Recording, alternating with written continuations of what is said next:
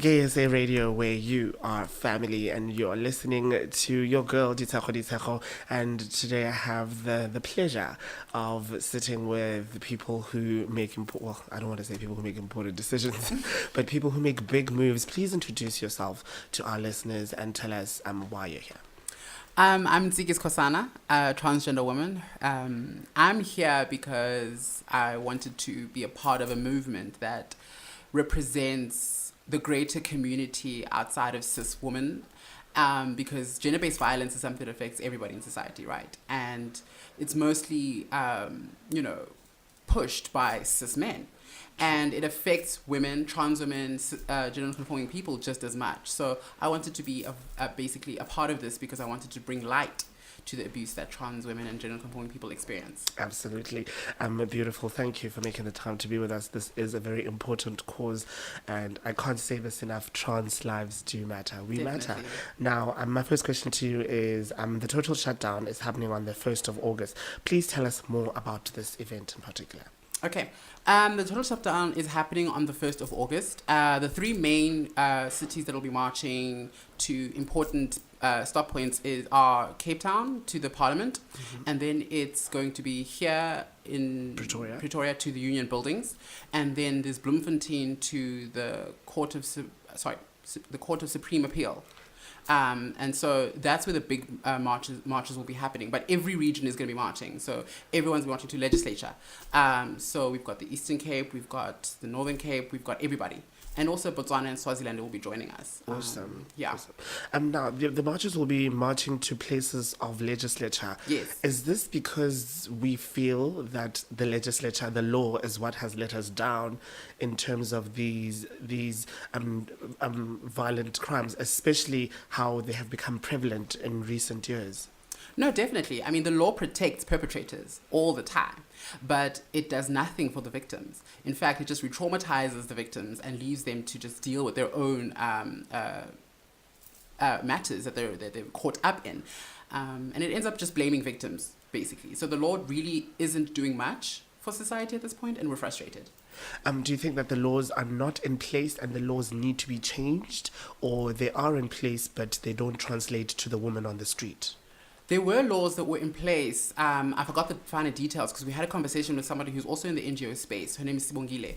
And she was talking about there were laws around sexual violence that were in place, but then were later taken away, right? And you need to ask the question, why did that happen? Why were these laws all of a sudden taken away or overlooked?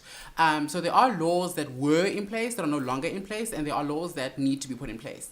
And of course, to be enforced. There are some that need to be enforced because there are laws that exist around gender-based violence and how that needs to be sorted out. But then those laws, again, are favoring men all the time. They don't really incarcerate men that much. I mean, look at Mduduzi Manana, for example. He is still in his seat of privilege, yet he's abused two women. So... Great example. Is this the first time that a march like this will be happening on such a large scale? 3 cities and neighboring countries that will be taking part in this. This is quite a big deal. Is this the first time it's happening on this scale?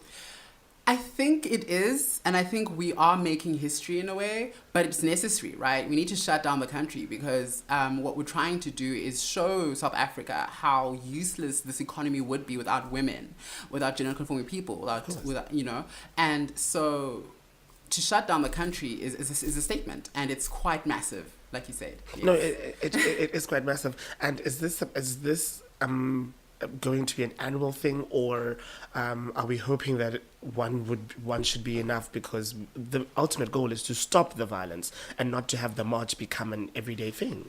Of course not. I think this is the start. This is where we're starting, but we are going to be holding government accountable, because if they don't follow suit with what we want them to follow suit with, we're going to do more. So we're not done here. We're not stopping here. This is just the beginning. So the march is the beginning, right? Yeah. And people have also made examples of looking at our country's history and how almost every liberty, every freedom we enjoy, we fought for. And I mean literally fought for. Blood and violence and guns and even lives were lost or given for those causes. Do you think this cause will reach that level, or do you think the march should be enough?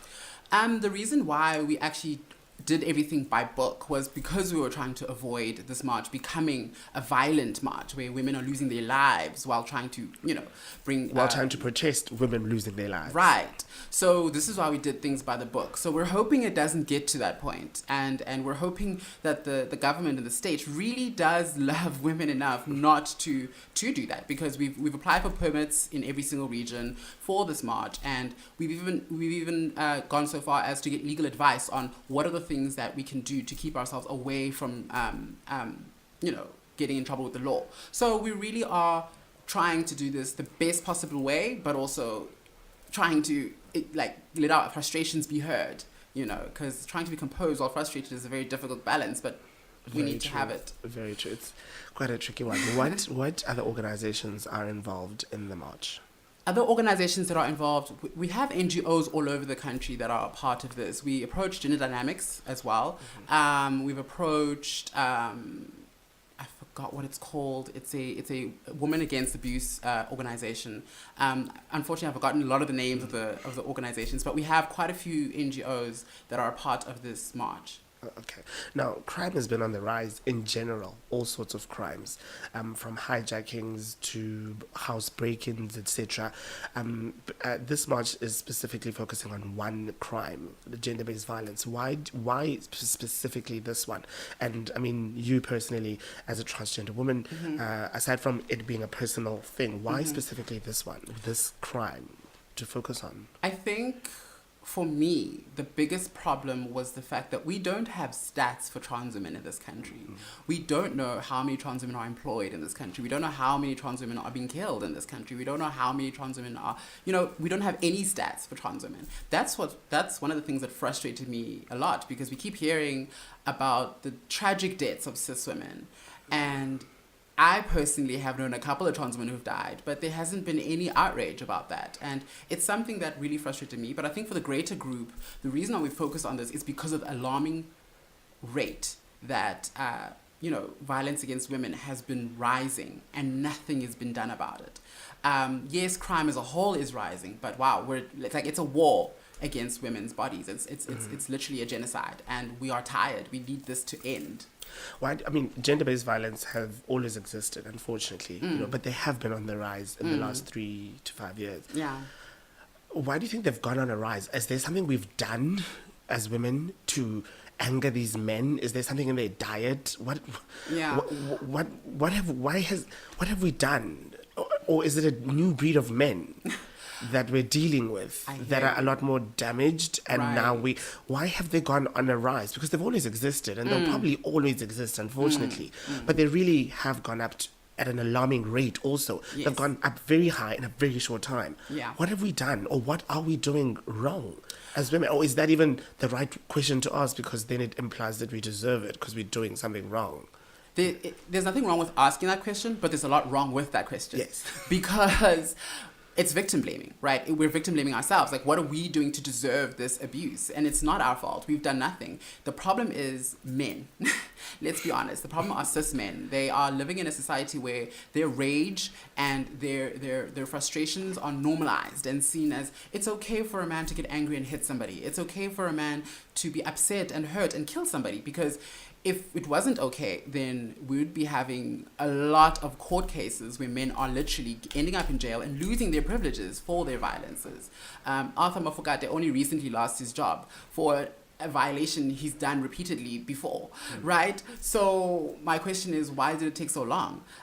So society isn't punishing men for their crimes, right? Because society is run by men. Exactly. And also it actually works. I think, it's also linked to capitalism, right? Because capitalism is the man's best friend. It's literally men's best friend, because that's how they stay in power.